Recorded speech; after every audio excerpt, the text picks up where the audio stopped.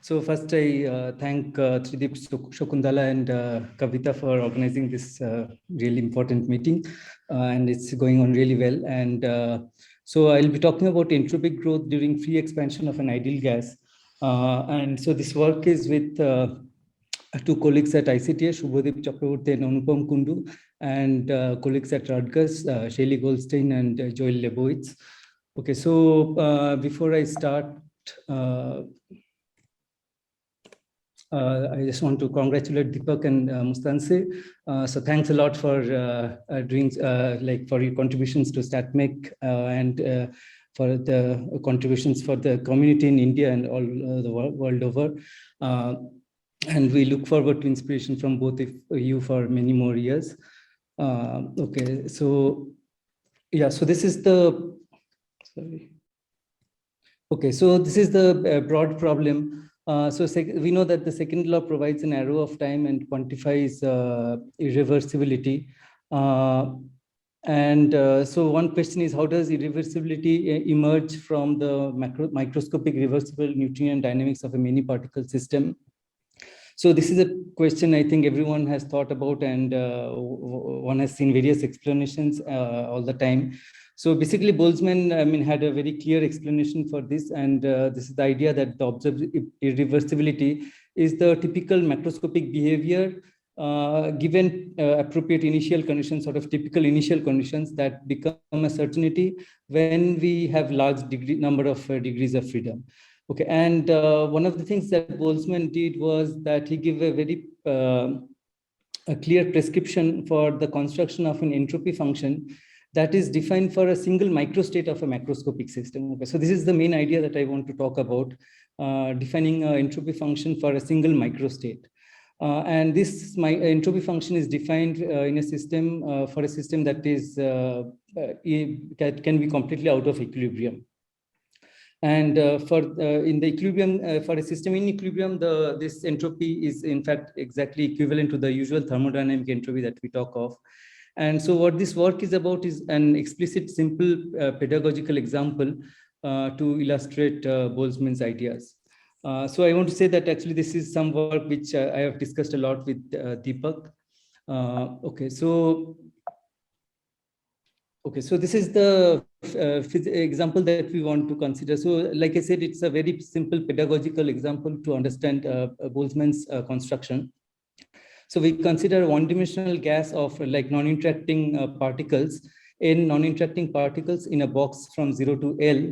And let's say initially we put all of them in this 1/2, and we choose them from a thermal initial condition. Okay, so we choose one single microscopic configuration from a thermal distribution.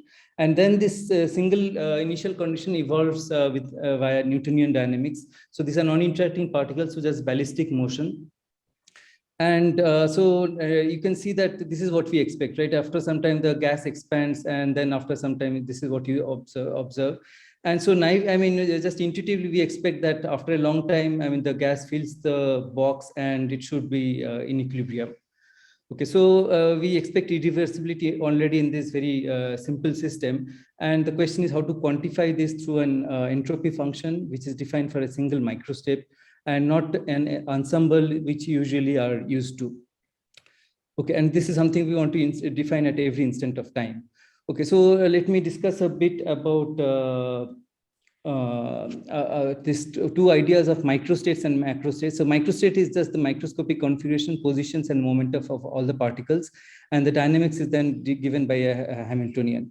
Macrostate is a coarse-grained description, and a simple example is, for example, if I ask what is the total number of particles on the left half at any given instant, okay, n left. So this is obviously a coarse-grained description, and it's clear that this is a function of the microstate x. Given any microstate, I can just count the number of particles on the left, and I can obtain this function, right? So this function is it's a function of the microstate, which I label by x. And the observable, macroscopic observable is this M, capital M. Okay, so now it's clear also that there are a large number of microstates corresponding to the same value of the macrostate. For example, the given number of particles on the left half, I can have many microscopic configurations which give me the same number n left. So let gamma m be the number of such microstates. Then Boltzmann's prescription is that the entropy of this microstate is simply the number of microstates which correspond to the same macrostate. Okay, so let me just explain this carefully again. Given a microstate, we can compute, for example, this particular, in this case, what is n left. And then we can ask how many microstates are there which give me the same value for this macrostate. Okay, and this number is gamma m, and the entropy is just given by kb log gamma m. Okay, so now, but the important point is that I can define it for a single microstate. Okay, so given this definition now, the idea of irreversibility is the following. So the full phase space that the system is allowed, for example, we know that the system conserves energy, momentum, and so on. So there is some particular phase space on which it's constrained to move. Now, this phase space, I can partition it by the values of the macro variable. And then the idea is that in equilibrium, this macro variable has a particular value to some resolution. So for example, for our macro variable, which was the number of left particles, we know that in equilibrium, it should be almost equal. The number of particles on the left and right are equal. Okay, so now if I count how many microstates are there on this energy surface or on this allowed phase space, what I'll find is almost the entire phase space is filled by this particular macro variable. Okay, and so when I start from all the particles in the left half, then I am in some very atypical part of this phase space. And as time moves, I just go to microstates which are more typical. Okay, which correspond to a macrostate with which occupies a greater volume in phase space, until we reach equilibrium where it occupies almost the entire phase space. Okay, so this is the idea of Boltzmann of how we get irreversibility. Okay, so now for this simple example, I'll talk about two particular macrostates. One is what we call the single particle distribution function. So let's say, so this is just if so I have n particles with specified momentum and position, and I can in a one-dimensional phase space with velocity and position. So this is a box of size 4, 0 to 4, and this is velocity. So in the velocity direction, it's chosen from a thermal distribution, while in space, all the particles are occupied from half field. So this is what I'll find, that if I distribute all the positions and velocities of the particles, this is what I'll get at time 0. Okay, and this single particle distribution is just, it counts like I can form small boxes in this XV space, and I can count the number of particles in each box. Let's call that n alpha, and then I can define a distribution in this mu space. Right, this is the single particle mu space. And I can construct a distribution in this single particle mu space. Now, this is obviously a coarse-grained quantity. And now I can ask, like, how does this evolve in time and so on? And I can also ask, given this macrostate, what is the, how many microstates are there corresponding to the same value of F? Okay, so now one can show that this quantity is actually just given by, if I do this counting carefully, I just find this formula for the entropy per particle in this system. Okay, and so this is just the picture of how these particles evolve in this system. And if we compute this entropy using Boltzmann's prescription, this is what we find. It starts from some initial entropy in this state. And here I show different possible coarse grainings. And for each coarse graining, I find that the entropy evolves in some way. And the important point is that final change in entropy is always log 2. Okay, this is what we expect finally, that the change in entropy during free expansion should be log 2. And indeed, this is what we find. But here we find that as you decrease the coarse graining, you get the entropy doesn't really converge, and you get some oscillations and so on. So it's not monotonic. And there's some interesting features about this which one can study analytically.